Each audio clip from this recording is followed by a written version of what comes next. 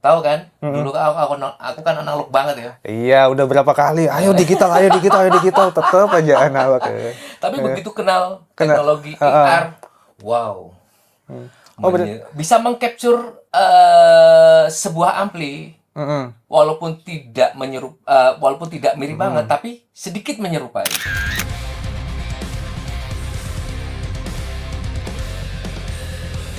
Sebenarnya aku malah justru belajar banyak sama Kotak gitu. Waktu kenal Kotak, dipercayakan Kotak buat apa ya, megang produksi waktu itu ya. Jadi ngelihat secara langsung workflow-nya, jadi malah dapat pembelajaran banyak dari Kotak gitu. Nah, kalau Kotak itu sendiri adalah salah satu band yang dia memulai produksinya itu dari musik dulu, baru habis itu bikin notasi lirik nada, terus baru habis itu liriknya ya. Jadi dari musik dulu baru nada vokal. Nah, kan kebanyakan musisi-musisi itu kan dari gejerang gitar, nyari nulis lirik, terus bikin nada. Nah, kalau Kotak tuh kebalikan gitu, justru musiknya yang dulu yang dibagusin, musiknya dulu yang apa ya istilahnya, yang dikreasikan lebih apa ya? Tapi aku terbiasa dari album pertama sampai ini tuh, kalau bikin lagu, musiknya aku desain dulu. Iya, malah justru Jadi, itu mancing emosi vokalis kan? Mancing emosi untuk bikin lirik, temanya seperti apa. Udah terbiasa kayak gitu aku. Makanya ketika nge-produce 2 album terakhir sama kamu tuh, mungkin kamu sebelumnya belum terbiasa dengan pola seperti itu. Iya. Dan akhirnya Betul. ketika aku memproduksi lagi, jadi kamu nggak usah mempertanyakan, Iya. kamu udah hafal kan, Oh, maksudnya iya. aku mau apa kamu udah tahu gitu. Ya, pada akhirnya ternyata workflow-nya Mamang ya terutama ya. Oh, itu enak banget. Jadi pada akhirnya setelah kerja bareng sekian lama jadinya udah paham gitu kebutuhan Mamang apa-apa aja, apa yang duluan harus dilakukan, apa yang harus dibuat terlebih dahulu, itu udah paham banget gitu. Yang paling susah sih selama ini ya sebenarnya nyari sound ya. Nyari sound tuh buat aku ya Nyari sound. kayak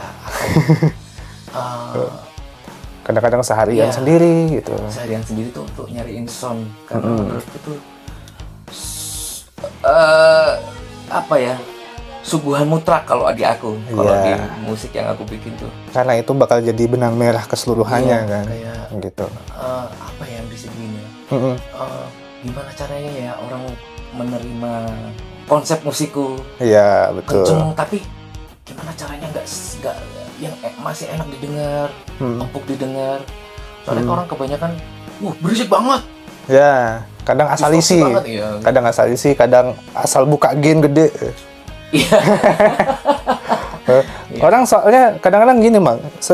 Orang itu ya ngiranya dengan buka gain gede bisa jadi tebel gitar-gitarnya, padahal enggak gitu. Kuncinya ada di EQ. Udah di EQ. Wah. Sama Dan insting sih sebenarnya. insting sama di ini ya. Iya, ya insting, kembali lagi ke insting. Kalau kita mempunyai insting, otomatis kita tahu tuh kemauan hati sama tangan kita, karena Ya. setiap sound yang aku mainin, Ya. terus dimainin sama Ian pasti tentunya Pasti berbeda. tentunya beda Jadi, gitu. dibutuhkan sebuah insting untuk Ya.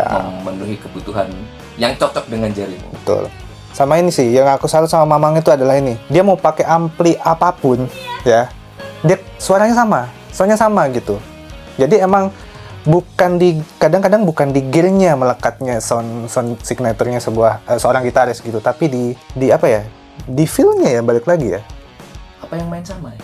Ini kan aku yang main. Iya, mainnya sama. Ya, jadi emang maksudnya mau pakai ampli apapun kedengarannya sama gitu. Mamang yang main gitu. Kembali lagi ke tes ya mungkin Ke tes, ya. ya. Kalau aku bilang siapapun, orang kalau udah punya tes kayak kamu punya tes gitu, kamu pakai perangkat apapun, Ya kan. keluarnya sama aja. Sama aja gitu. Sama aja. Mau pakai DAW Iya. apapun, plugin apapun sama Iya, ya. sama halnya aku juga pakai gear apapun gitu. Tapi kupingku kan udah ke capture gitu. Aku punya tes sendiri, standar sendiri kan. Ya, Setiap orang kan betul. punya standar pendengaran masing-masing, insting masing-masing. Jadi ya disamain dengan kebiasaan Iya. apa yang selalu didengar kalau mau kita setup sebuah sound. Gitu. Itu sebenarnya enaknya kerja bareng Mamang tuh. Nggak ribet sebenarnya ya. Maksudnya nggak yang Kakek ngobrol gitu. ya yang ribetnya itu kakek ngobrol. Betul. Ini nyari mood loh itu. Nyari mood betul. Itu nyari mood loh. Justru kalau Kalau kita ngobrolnya workshop enak, nyambung, malah kita workshopnya jadi enak. Iya gitu. betul. Itu yang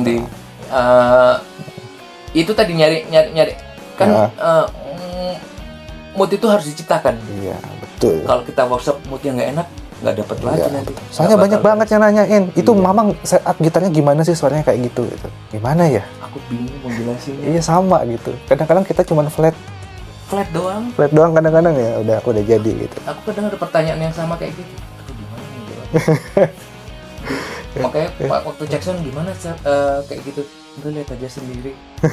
Aku bingung, aku nggak bisa jelasin. Giliran dilihat, oh ya kok flat ya gitu. Flat kadang. Iya, Ya udah, gitu aja. gitu.